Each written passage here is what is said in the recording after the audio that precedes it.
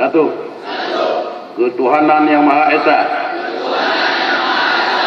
Dua, kemanusiaan yang adil dan beradab. Tiga, persatuan Indonesia. Empat, kerakyatan yang dipimpin oleh hikmah kebijaksanaan dalam permusyawaratan perwakilan. Lima, keadilan sosial bagi seluruh rakyat Indonesia.